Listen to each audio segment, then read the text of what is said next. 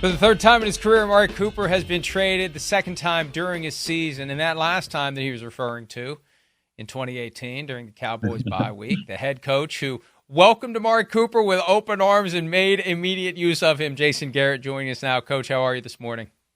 I'm doing great. We sure did. He made a huge impact on our team.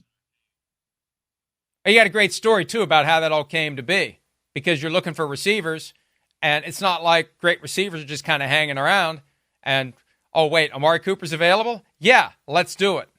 Yeah, if you remember, we moved on from Dez Bryant the year before, and we were going to do receiver by committee. We had some good players, but we didn't have that cornerstone player. And if you look at Dez Bryant's career, he played for us for 9 years. He had 75 touchdowns during that period and was such an impactful player. And if you compare his numbers to some other guys who were the great players of the time, that number of 75 is huge.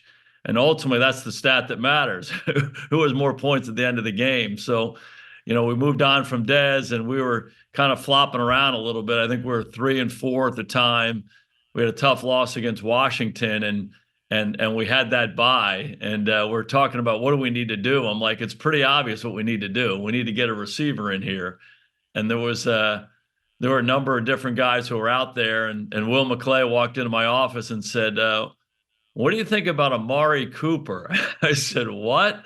We can get Amari Cooper?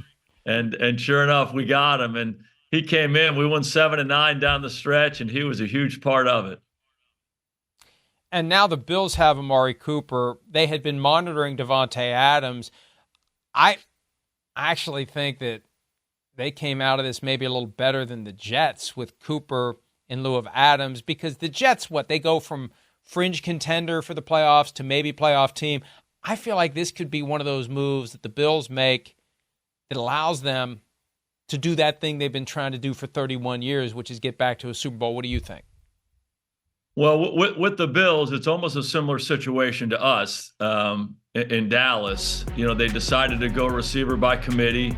And those guys are good players, and they've done a good job. They have a couple good tight ends who are weapons for them, the running back, all of that. But, they're just not as deep there. They're not as impactful there as they were when they had Diggs. And so for them to add a guy like Amari Cooper, all of a sudden those other guys fall back into other roles, it's really going to be a hard offense to stop. And we're watching the highlights of Amari right now. I mean, what a player he is. And he's such a good route runner and a one-on-one guy that, if you guard him out there by himself, he's going to beat you. And he just has that capability. And Josh will know how to find him. And you look at Shakir, Kincaid, Coleman's doing some good things, Cook, Samuel. It's a really good group. And you put Amari Cooper into that mix.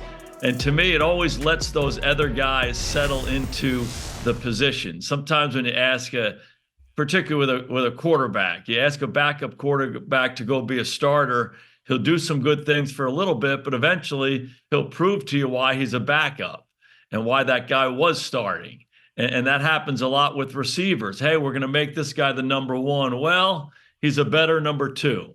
And this guy, we'll make him the two. He's a better three. And so when you add a guy like Amari and he becomes the featured player that the defense has to deal with, all of a sudden Shakir and Kincaid and all those guys are getting one-on-one looks, and they become really hard to stop. Hi, it's Mike Florio. Thanks for watching PFT on YouTube. Hit subscribe for the latest news and analysis from Pro Football Talk.